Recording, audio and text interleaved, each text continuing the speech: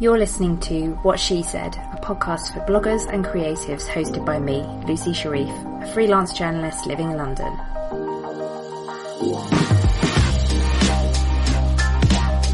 Each week I interview different women in blogging and the online world, getting their best blogging tips and advice, and a little bit of gossip too. Thanks for listening.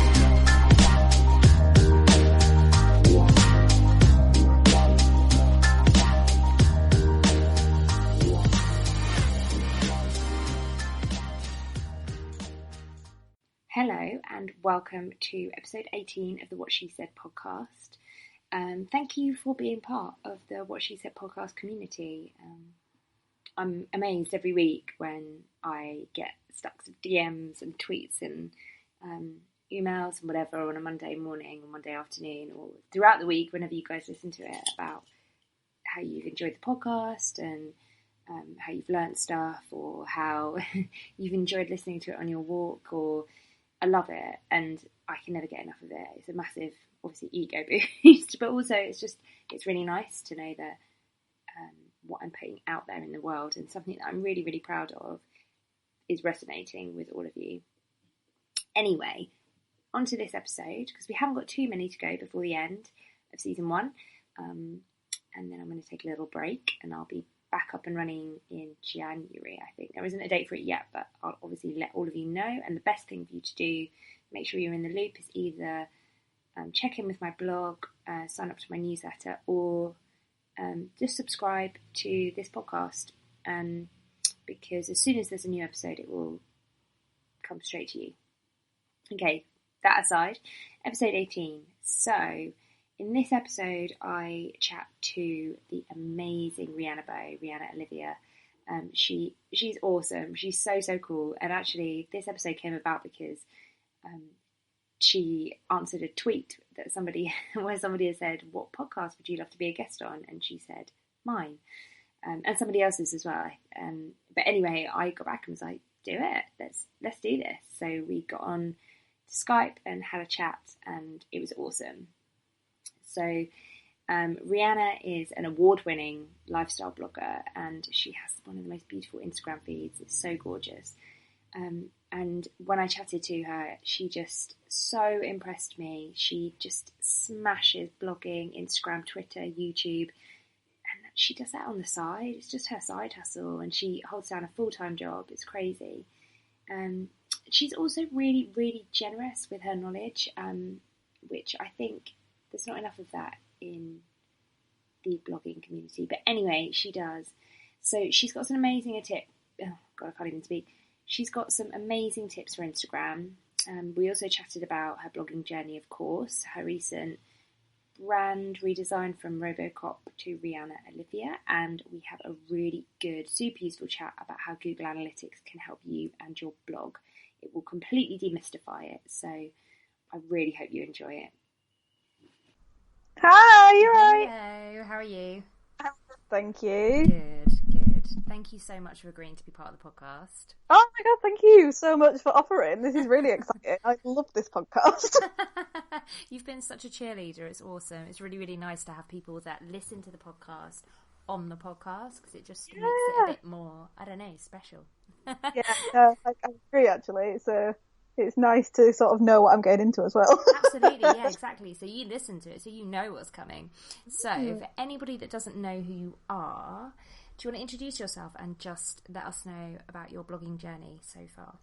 Yeah, so I'm Rhianna. I'm 24, from Leeds, up north. As you can probably if you couldn't tell. I've been blogging for about 3.5 years now. So it's a lifestyle blog, so I cover pretty much everything, and I'm a big Instagram fanatic, and I'm about to kickstart my YouTube as well, which is very exciting. That is exciting. Yeah. So, one of the questions that I wanted to ask you was around your big rebrand, because when I first started, I suppose when you first came into my ether, I think it was on Twitter, you had an amazing blog post on Instagram, and it was going wild, and you were sort of live tweeting about it, I remember, and I was like, oh my God, what is this? So I had a look at it, and it was fantastic, but you were called something completely different. Yeah, I was originally Robocop. Mm-hmm. It was a play on my surname, because my surname's Bowe, but it's spelled Bowe.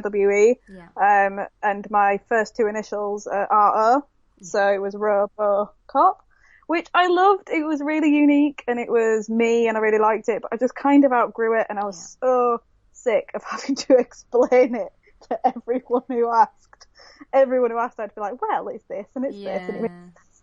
So I just got really sick of it, so I figured going down the actual name route was just the safest way to avoid that in the future. Was it a nightmare rebranding? Actually, I thought it would be, but it was actually really easy. Mm-hmm. I am an ex-design student, so I did all the branding and stuff myself.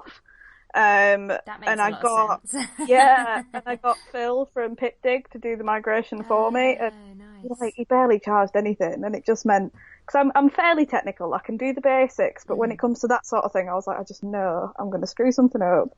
So I was like, I'll get someone to do it for me, and that way I know that it's all right. It's not my fault if it goes wrong. So it was actually a lot easier than I thought it would be.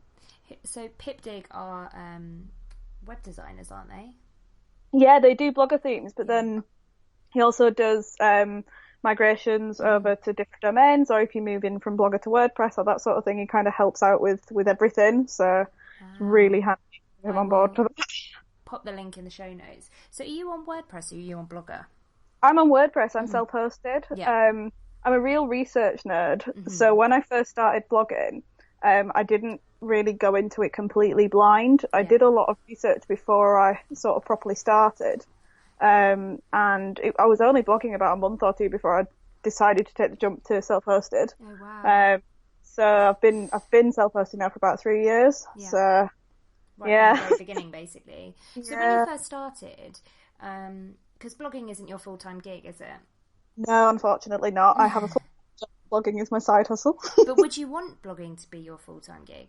That is the aim. Okay. I'm hoping within the next sort of year or two I'll be able to make that jump. But I was actually made redundant just before Christmas this year, so that meant that I spent 6 months going into my savings and into my overdraft. So it was a bit of a oh crap. I need another job. Set you back a little bit. Yeah, so that's an issue, but you know. Onwards and upwards, you can do it. You can definitely do it. I've done it. Lots of people have done it, so you can definitely do it. So when you first started, was that the ultimate goal then as well?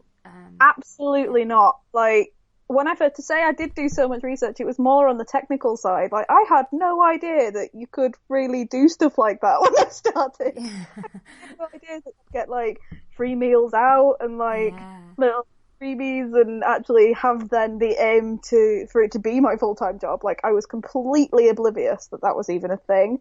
So that was kind of exciting when I started deciding, like, oh, maybe I can do this. Maybe I can do that. It's exciting. So when it started out, was it a bit of a way to document your life, a bit of a passion project, something to do on the side of your job that felt creative? Yeah, it was. At the time I started, I was actually on a work placement with uni. So I did a sandwich course at uni. It's my design degree. Yeah. Oh, I can hear your baby. Yeah. So cute. Anyway. So I did a sandwich course, product design degree. So basically meant I did 4 years at uni and my third year was out in a work placement. Right. So I forget how young you are. Yeah, I'm 24. Oh my god, I'm 10 years older than you. I was actually recording the other day for Sam Sparrow's. Oh, yes. And she was, the whole time, she'd literally just interrupt me at every question, go, oh, for God's sake, I'm 10 years older than you. It was very funny. This is what happens when you hit, when you go past 30, you just love comparing your age to anyone younger than you. I always forget, I have no concept of age, because my friendship group ranges from, like, people who are 19, 20, to people who are, like, 35 to 40, so I just have like, concept of anyone's age anymore. I'm just like, you're my friend, that's great. I feel like that will be different when I am, like, approaching 40 myself. Yeah, and your friends are 60. Yeah, that will probably be different. But what was I saying? Oh, the blog, yeah. Yes. So I was on a work placement, and it was a big shock to the system from being at uni, because obviously when you're at uni, you have like loads of work to do all the time. It's not like a traditional 9 to 5. Like you've got 24-hour work schedule, really. So when I was doing a traditional 9 to 5, I was coming home and I didn't really have anything to do, and I like to keep busy. I'm a real busybody, so I actually started a Tumblr. Oh goodness, like 16, like years ago. And from that, I sort of started blogging on that rather than using it for what I originally used it for, which was just like reblogging funny things. And from that, I then decided I read blogs all the time. Like, why don't I just start one? And why not do a proper one? So bless you, nice. So I just kind of, it was a natural migration for me. It was a weird one though, because I've never considered myself a writer at all. I've always been more of a sort of arty, creative person. So it was a real, I don't think I'm going to be doing this for very long. Really? That's so funny. After about 3 months, when I decided to go self-hosted, it was a matter of, oh my god, I love this. I want to do this forever. It was a real fast sort of turnaround. I love it. I love that. Yeah, it was not what I expected at all, in a really good way. Yeah, I love that. It's amazing. Because you in terms of photography, actually, that takes us pretty nicely onto photography. You're an amazing photographer, and your Instagram is beautiful. It's so dreamy. Too hard. No, never. And you blogged about, you documented, you've had a really fast growth, I would say, especially, I mean, post-algorithm. And you've grown your Instagram. Was it post-algorithm? It was, wasn't it? It was kind of half and half. It was like mid that change. Yeah. Okay, so you kind of straddled that algorithm. Yeah, you're probably, I imagine you're feeling the algorithm hell at the moment, but your Instagram is stunning and you still have really good engagement. What are and you're a bit of an Instagram expert, I would say. That is literally the cutest thing I've ever heard. I'm dying. She's just staring at the microphone. She's completely transfixed.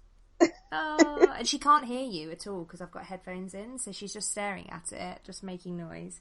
Bless her little heart. You little special. I can't remember what I was saying. Instagram, yes. So you've been really generous with sharing how you did so well on Instagram. What are your biggest and best tips for using Instagram for somebody who's like, okay, I really want to get into it. I've just started blogging. Instagram is the thing I want to get better at. What would you say? For me, Instagram's a really weird place at the moment, especially with the whole algorithm change. Like I grew about 8,000 followers in about 12 months. And then from that, it's taken me like another 6 to 8 months to gain another 2,000. So it's just the weirdest place. But from what, like I said earlier, I'm a real research nerd. So when it comes to stuff like this, I really like to know why things are happening and know why and how you can fix it and that sort of thing. And from what I can gather, it's going to be difficult, whatever you do, to grow on Instagram at the moment. It's just, it's going to be a lot harder than it was this time last year anyway. But for me, it's always a matter of consistency. Post at the same times each day, not like post at 11 minutes past 7 every single day, but around the same time. Because your followers will know that you're there, and you'll get used to when people are sort of looking at your photos and engaging with your photos. That sort of comes naturally the more you do it, especially with the help of a lot of analytical apps and stuff. But consistency is definitely key with when you post and what you post and the quality of what you post. I think my main tip is to post good things. If you don't like a photo, don't post it. Because at the end of the day, if you don't like it, your followers probably aren't going to like it. And that's the one thing that I learned, is to up the quality. If I don't have a good enough photo, I just don't post for a couple of days. And it doesn't affect, I might lose 2-3 followers, but in the grand scheme of things, I would rather wait a couple of days to have something that I really, really love to post than post for the sake of it. Yeah. So I find that's quite important. And other than that, like I say, it's literally just consistency. You gotta slog at it. Yeah. You gotta read it. And I think if I've learned anything from other people that I've spoken to on the podcast, and just my knowledge of Instagram, etc., is that if you want to grow on Instagram, that's absolutely fine, but know that you're going to have to put in a lot of time. You can't. Absolutely. It's not like other social media where you can maybe, you can not outsource it, but you can use a social media scheduling tool. You can't do that with Instagram. And I think that's why the people that succeed on Instagram are the ones that actually just bloody love it. Yeah, and you've got to love it, especially now with it being so difficult, because there's no point in trying really hard if you don't like it, because it's just going to cause you misery. It's just going to hate it even more. And I think also with Instagram, I mean, I don't know, you've probably got the swipe up function, but I don't know how. I don't actually yet. Don't you? No, it's for I think it's for over 10k, and I am at about 9.8 at the moment, and I swear to God I have been between 9 and 10k for about 10,000 years. And that's what it feels like. God, but I'm dying, outrageous. and it's just I'm really not a person that's bothered by numbers at all. But God, I'm trying to hit 10k. After that, I don't care. But I've been trying to get there for so long. It's like reaching the top of Everest or something. It's so close, but so far. But you've touched on something that I was going to say. The numbers on Instagram do not matter more than any other social media platform, apart from Pinterest, which obviously isn't social media. You agree, don't you? It does not matter, because there is no way, if there's one place that you can put a link where people can click through, and Instagram makes it super hard. They don't want you to leave Instagram. So why bother? If you want the numbers for traffic, then you're not going to get it. If you just want it for your ego, then fine, but know that that's the reason why you want it. Yeah, exactly. It's kind of my views on it. I totally agree, and I'm at the point now where, like I say, I really don't care about numbers, but because I'm so close to 10k, I'm like, I just want to hit that, and then I'll be happy, then whatever. Because I've definitely noticed a shift in Instagram as well, especially with brand campaigns and collaborations and that sort of thing, in that they're going to work with people a lot more now for their engagement than for their followers. And I'm fully convinced it's after this whole people are buying their followers outrage. Yeah. But it's definitely sort of the start of a shift, I think. So I think it's, especially now, time to really not care too much about your followers and care more about keeping the audience that you have and keeping them engaged and that sort of thing. And I think, I don't know if you would agree with this, but I would say the best way to keep your audience engaged, I always find, is to be super honest with your captions. Yep. Be authentic, and I know the word authentic is totally overused, but when you're commenting on other people, don't just leave an emoji. Absolutely. Don't comment if you don't like their photo, but you just want that, a reward from them. Just comment on stuff you like, and the more you can do that, the more you'll reap the rewards. But again, you're only going to be able to do that if you genuinely love Instagram. Like, I love it. I'm addicted to Instagram. So for me, getting good engagement is pretty easy.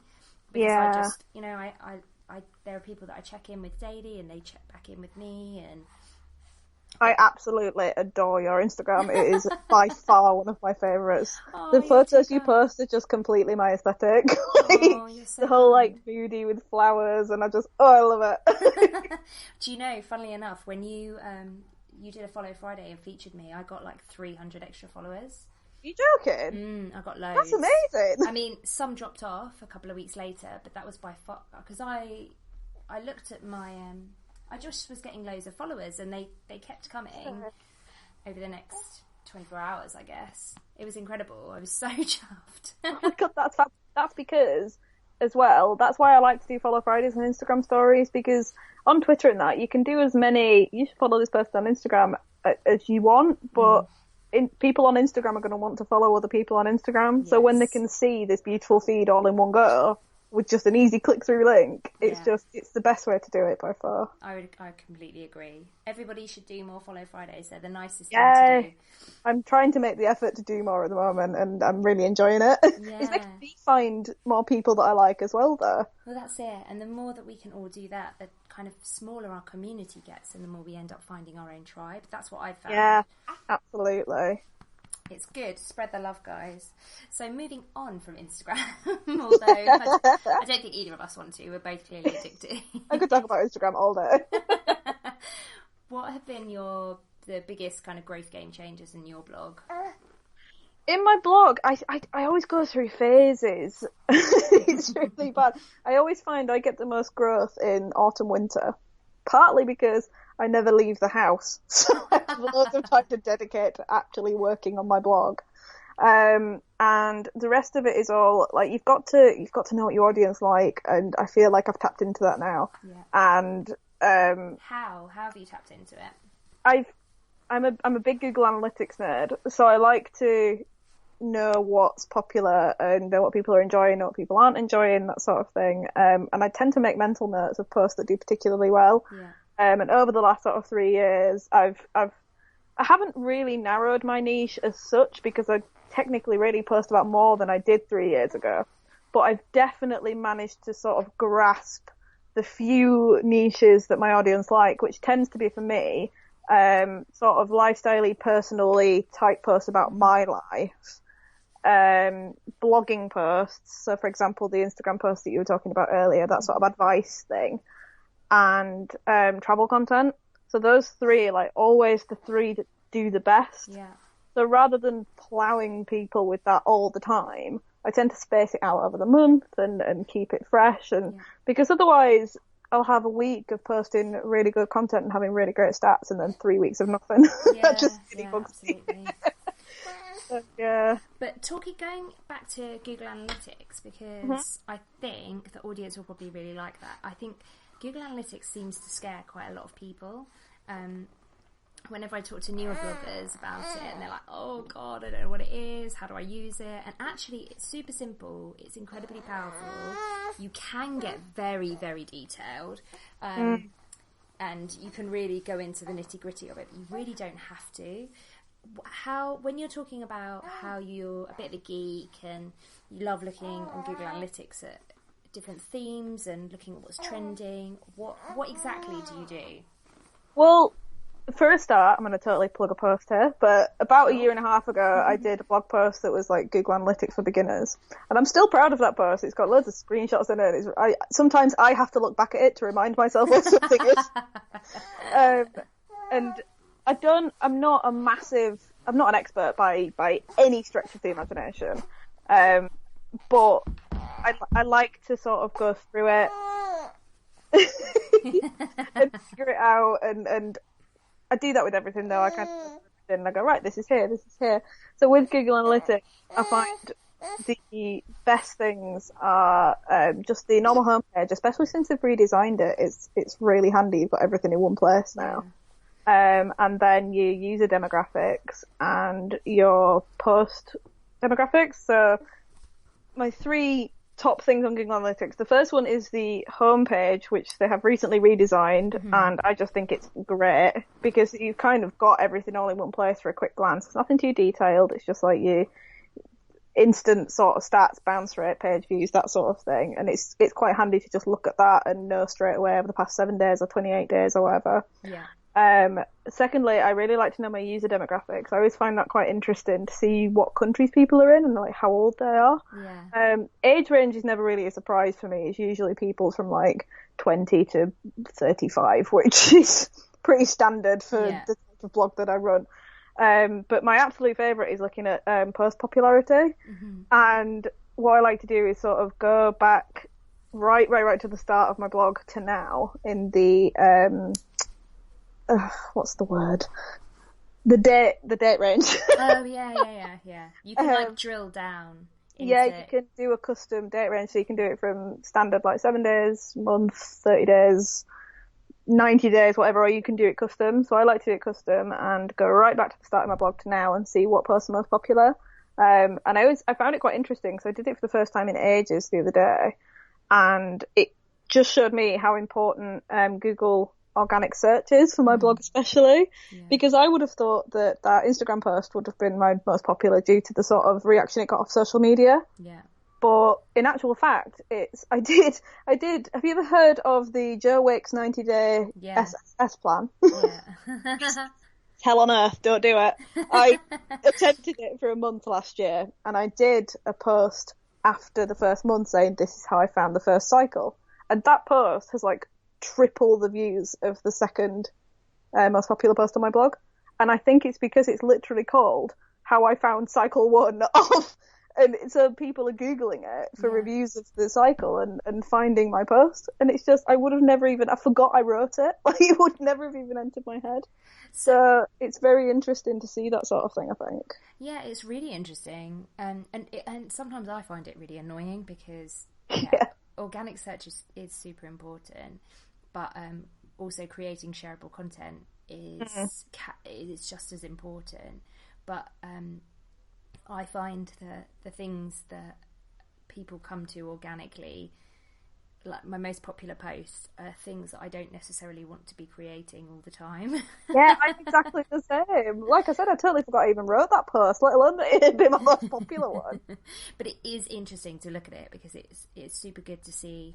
Because basically all that means is that, like you've just said, you immediately, because you've got a good understanding of SEO, you've immediately looked at it and gone, that's done really well because of the title, because it's super searchable, and it's probably keywords front loading and all the rest of it.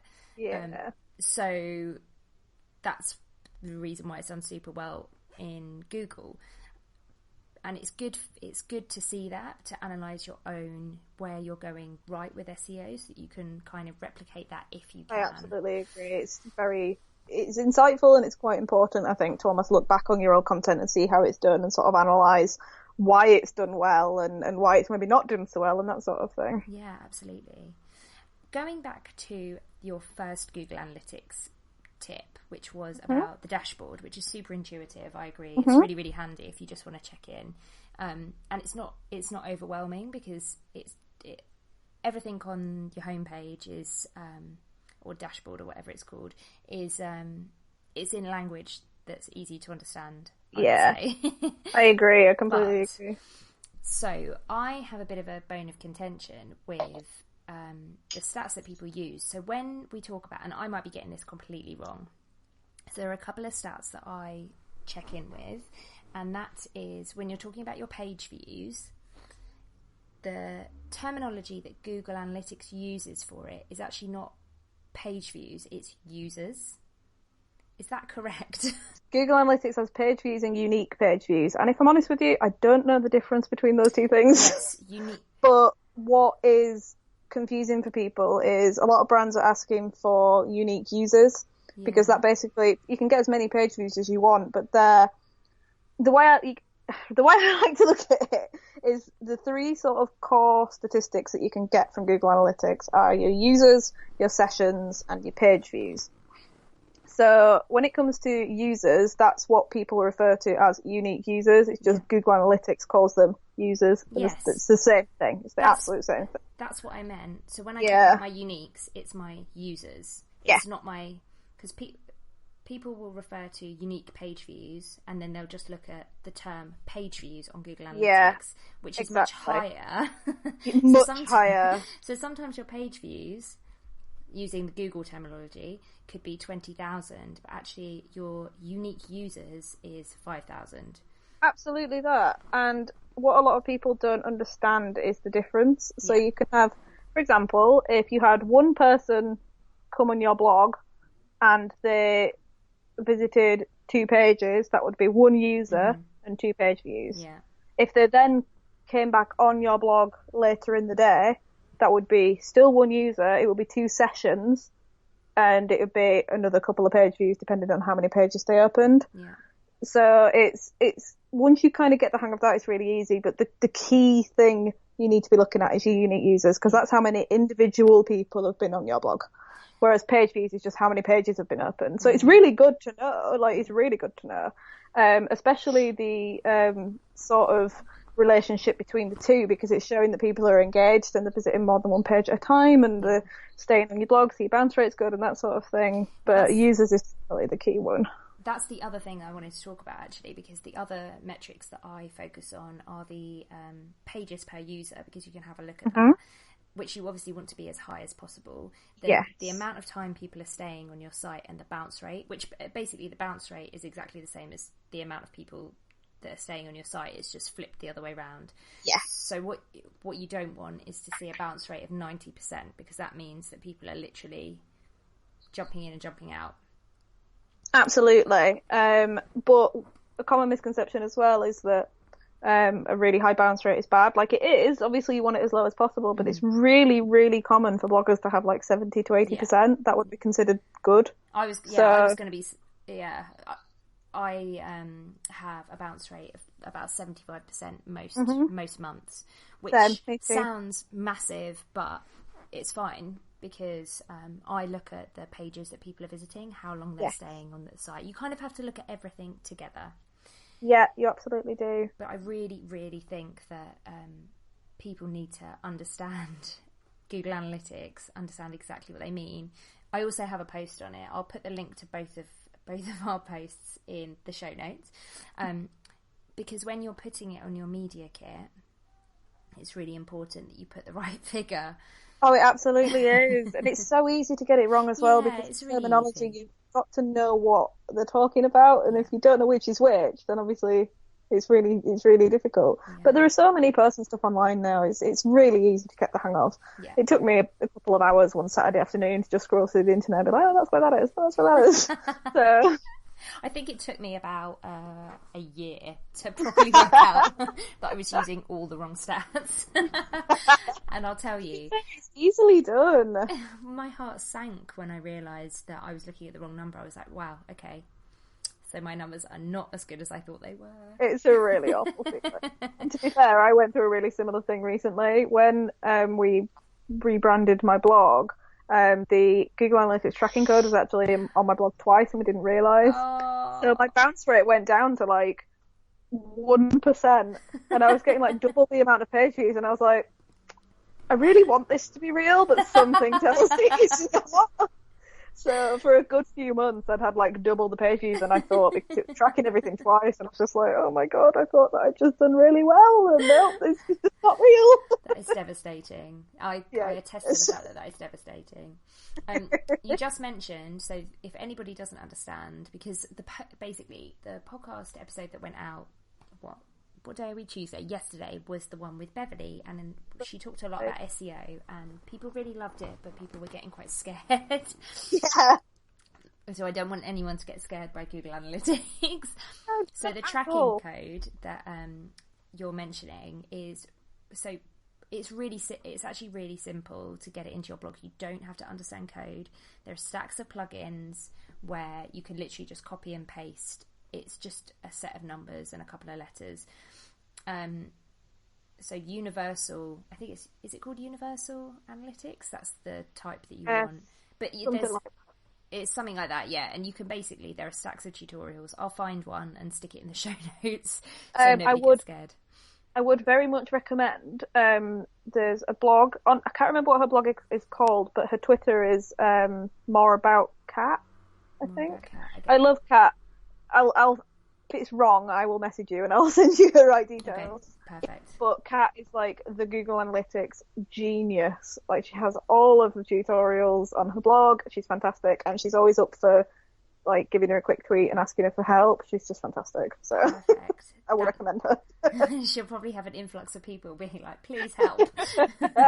Rhianna and Lucy said that you were the person that will help me.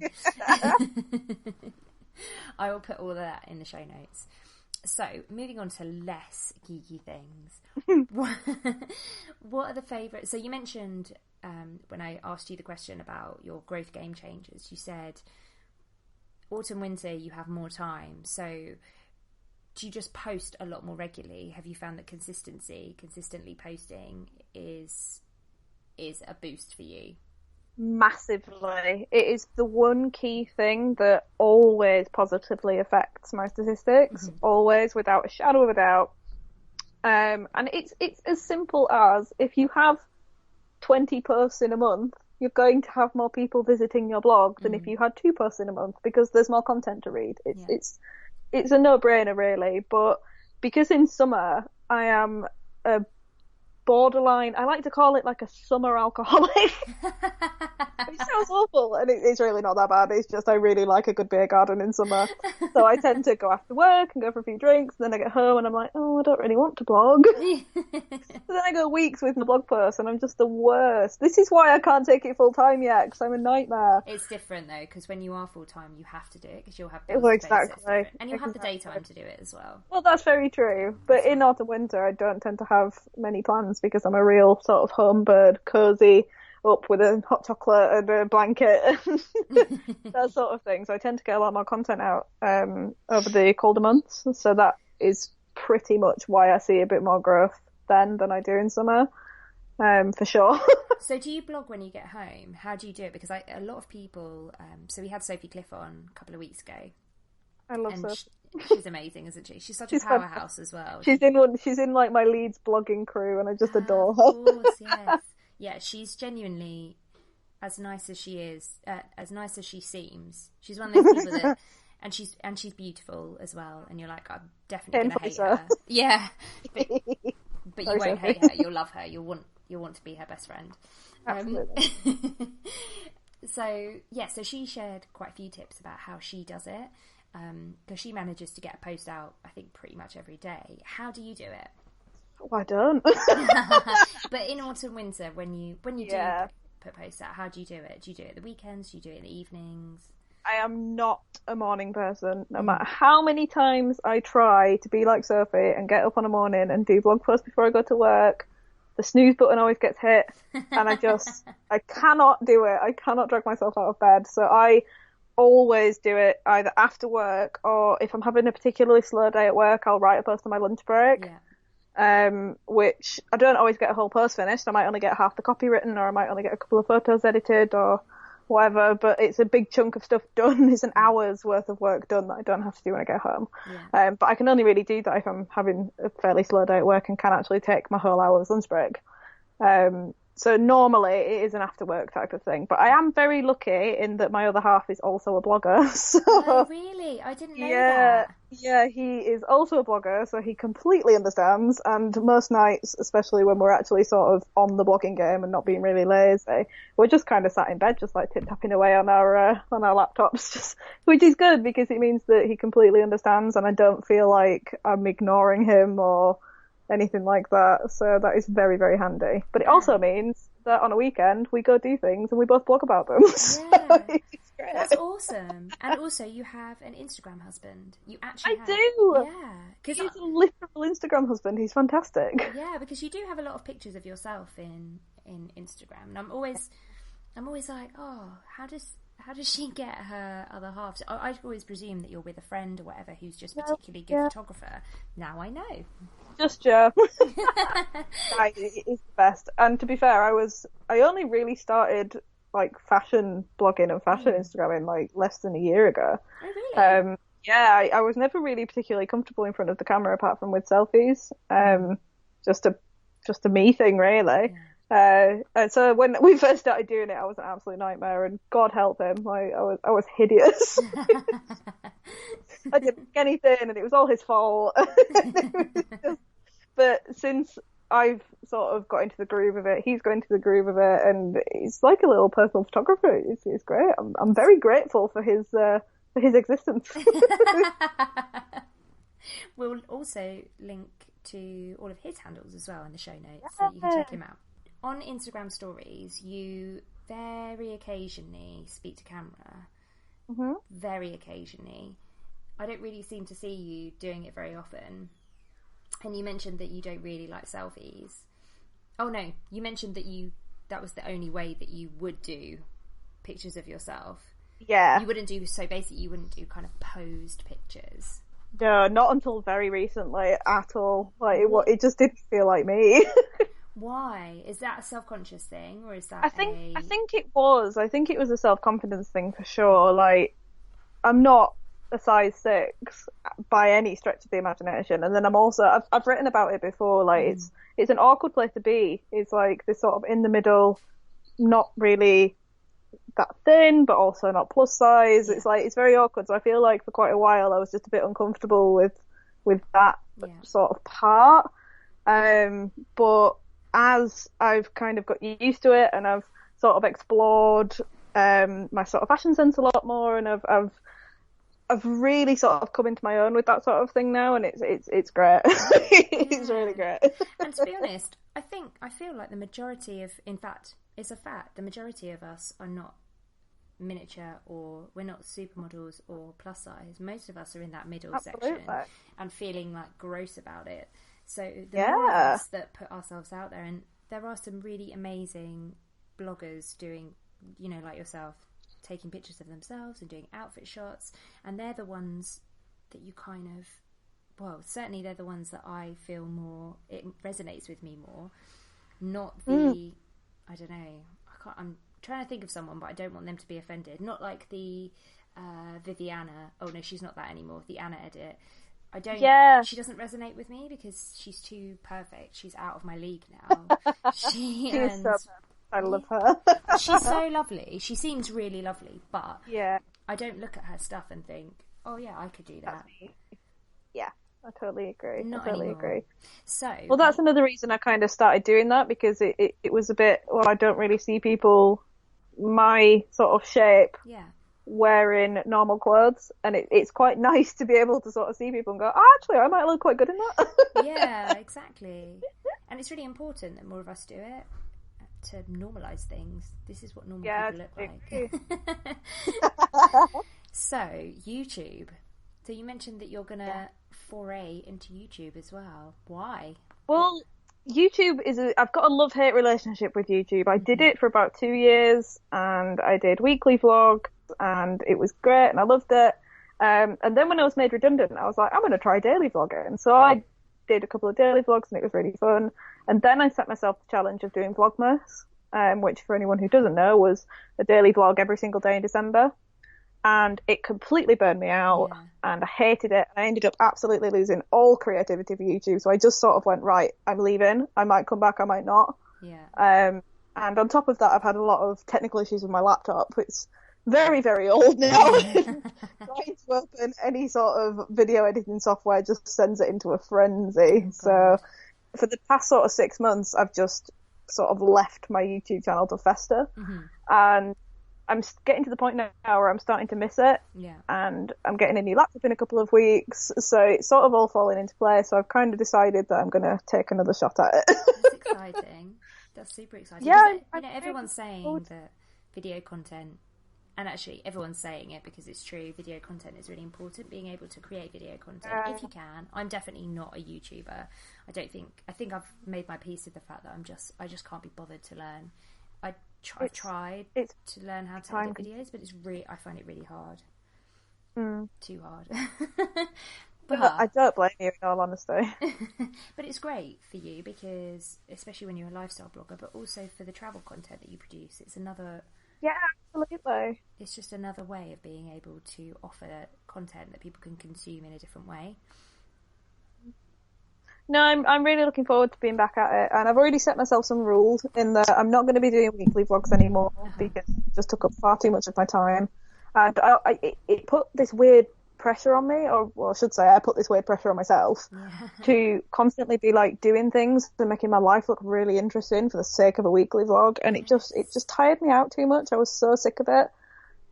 So I'm going to be doing sort of more sit down videos, weekly vlogging if and when I have an interesting week, or doing holiday vlogs if I go on holiday, or having a vlog of a weekend that's particularly interesting. So I'm taking a much more chilled approach to it this time in an attempt to save my sanity.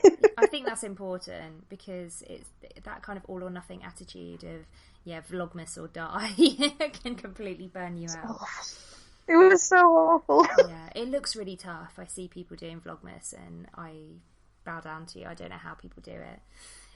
So, the last question I wanted to ask you is something that I ask everybody, or second to last question, I should say, and that is, what stumbling blocks? So you mentioned that, Vlogmas, you kind of went hard, and went home because you just had enough of YouTube.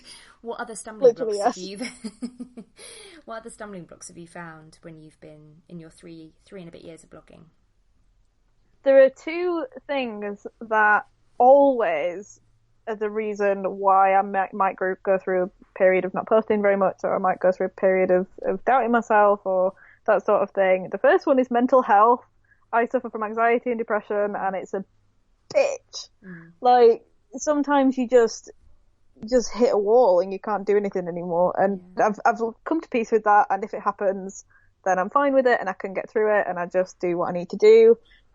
Which a few years ago was not the case. It was the biggest stress ever. I was like, well, what do? I can't do anything. But because I've lived with it for quite a while now, I can sort of know my triggers, and I can know how to deal with anything when it happens and just ride the storm out, and it doesn't last very long, so it's all good. And then the other one is always, for me, I'm a real sucker and a real bad person for comparing myself to other people. Always. The comparison trap. Just awful. I'm getting a lot better at it, like the older I get, for sure. But sometimes you just kind of think, what's the point? Like, I'm not getting anywhere with it, and it's horrible, and I shouldn't think that. And like I say, I'm getting better at it, and I haven't had that sort of thing in a while now. Do you put in place certain tools to stop yourself feeling like that? Because one of the things that I think almost everybody listening to this will feel exactly the same. And one of the things that I used to do, and I was chatting to somebody about this the other day, is if someone makes you feel crappy, even though it's not their fault, stop following them. That's exactly what I do. I used to feel so guilty about it because I was like, they've done nothing wrong, so why should I unfollow them? But the fact of the matter is, you're under no obligation to follow anyone. If their content is doing anything to you that you don't want it to do, whether that's their fault or not, just don't look at it. Yeah. Just unfollow them. There's no shame in it. I've unfollowed so many people because I'm like, you know what, I love you so much that I can't follow you anymore because I'm just like, why am I not them? Yeah. And there's no shame in unfollowing people at all, and people take it quite personally, I think, but they absolutely shouldn't. Like, if someone said to me, I've got to unfollow you because I just don't like your content, or because I keep comparing myself to you and it sucks, and I'd be like, cool, that's great, that's fine. You got to do what you got to do. Like, it's not personal at all. No, it totally isn't. And if you're really worried about it, on Twitter you can just mute people and they won't know. Best function. I have so many people muted. Yeah, it's me just too. great. Because I don't want anyone to think I'm... Sorry, say that again? I was going to say, sometimes you know, even though you don't want to, you do feel a little bit bad for unfollowing people sometimes. Yeah. Beautiful is fantastic. But yeah, that's a really good point to kind of end it on. I think comparison happens to us all, but there's no shame in putting in a few tools to keep yourself sane, basically. Because completely agree. I think comparison, the same person that I was chatting to the other day for the podcast, Jessica Rose Williams, who's amazing, absolutely amazing. She's doing amazing stuff online, and she said comparison is the quickest way to make yourself. It's the quickest route to make yourself feel crap. It's the quickest route to a bad day, basically, isn't it? What's that quote? A comparison is the thief of joy. It is, and it is as well. It really is. I think I have about 4 blog posts titled that, to be honest. I'll link to them all. So, the very last question, which is, where can everybody find you online? I am everywhere, and I mean that, literally. So, my blog is rhiannaolivia.com. My Instagram and Twitter is at rhiannaoliviab. My YouTube, I just found out the other day, you can change your YouTube URL, which is very exciting.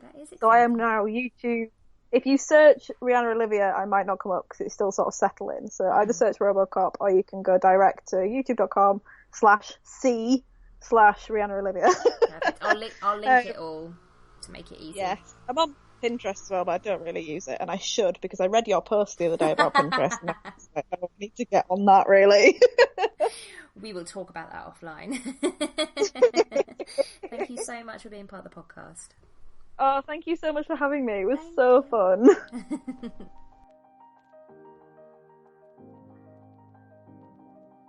Thanks for listening to What She Said. If you'd like to leave me a review on iTunes, it would be a massive ego boost, but also it'd be really, really helpful for getting this podcast out there to other people. I love hearing from you, and I get back to each and every one of you. So tweet me at Wanderloo's blog, find me on Instagram at Wanderloo's blog and shoot me a DM, or email me lucy@wanderloos.com, and of course head on over to my blog wanderloos.com. Thanks for listening, and I'll see you next week.